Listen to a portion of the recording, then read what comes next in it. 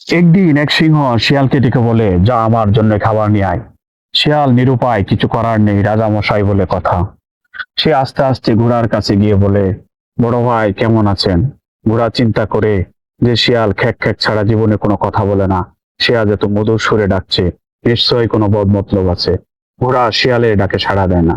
তারপর শিয়াল নিরুপায় হয়ে চলে যায় ময়ূরীর কাছে, গিয়ে বলে, দিদিমণি কেমন আছো? তোমাকে দেখতে খুবই মিষ্টি লাগছে। ময়ূরীও চিন্তা করে, শিয়ালের মুখে মিষ্টি বচন, নিশ্চয় লক্ষণ ভালো না। সেও শিয়ালের ডাকে সাড়া দেয় না। তারপর শিয়াল আস্তে আস্তে গিয়ে পৌঁছে গাধার কাছে, গিয়ে বলে, বাহ, তোমাকে দেখতে খুবই হ্যান্ডসাম লাগছে। এমন হ্যান্ডসাম একটা প্রাণী তুমি, সারা জীবন খেটে খেটে জীবনটাই নষ্ট করে দিলে। চলো আমার সাথে চলো, রাজ সিংহাসনে চলো। রাজা মশাইয়ের অনেক বয়স হয়ে গেছে, তিনি অবসরে যাবেন এবং তিনি চিন্তা করেছে তোমাকে রাজা বানাবেন। শিয়ালের এমন প্রস্তাবে গাধা খুব খুশি হয়। সে শিয়ালের সাথে রাজ সিংহাসনে আসে।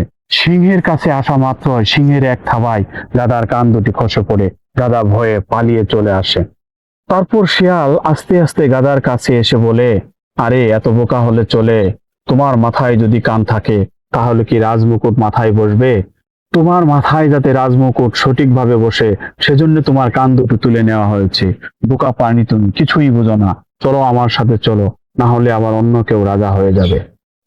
শিয়ালের কথায় আবার আশ্বস্ত হয়ে সে আবারও সিংহের রাজদরবারে আসে। এবার সিংহের আরেক থাবায় তার লেজটি খসে পড়ে। এবারও সে প্রাণ ভয়ে পালিয়ে যায় এবং যথারীতি শিয়াল পূর্বের মতো আবার সেই গাধার কাছে এসে বলে, আরে বোকা প্রাণী, তুমি সুদূর প্রসারী চিন্তা করতেই পারো না। তোমার পেছনে যদি লেজ থাকে তাহলে তুমি রাজ সিংহাসনে বসবে কিভাবে? সেটা সমস্যা করবে না তোমায়? তুমি যাতে রাজ সিংহাসনে সঠিকভাবে বসতে পারো, এজন্য তোমার পিছন থেকে লেজখানা তুলে নেওয়া হয়েছে। বোকা প্রাণী, তুমি কিছুই বোঝো না। চলো চলো আমার সাথে চলো, রাজ সিংহাসনে চলো, না হলে আবার অন্য কেউ রাজা হয়ে যাবে। এবারও সে শিয়ালকে বিশ্বাস করে তার সাথে আবারও রাজ সিংহাসনে আসে।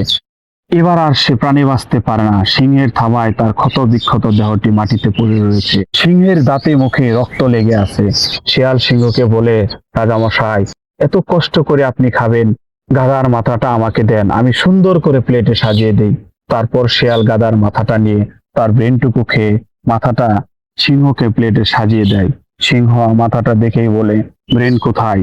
তখন শিয়াল সিংহকে উত্তর দেয়, মহারাজ, যে বারবার ধোঁকা খেয়েও আপনার কাছে চলে আসে, তার কি ব্রেন বলে কিছু আছে?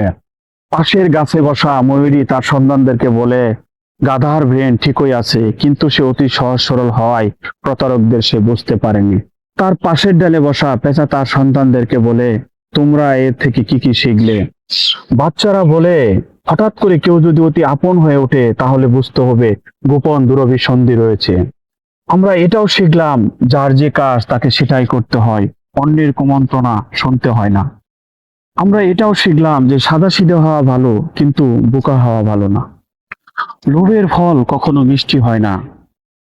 আর সবচেয়ে বড় যেটা শিখলাম সেটা হচ্ছে, প্রতারকদের একবার বিশ্বাস করা যায়, কিন্তু বারবার বিশ্বাস করা যায় না। এখানে গাধা সে তাদেরকে বারবার বিশ্বাস করে ঠকেছে, ফলে নিজের জীবন দিয়ে সেই বিশ্বাসের মর্মান্তিক পরিসমাপ্তি ঘটিয়েছে। ভালো থাকবেন সবাই। আল্লাহ হাফেজ।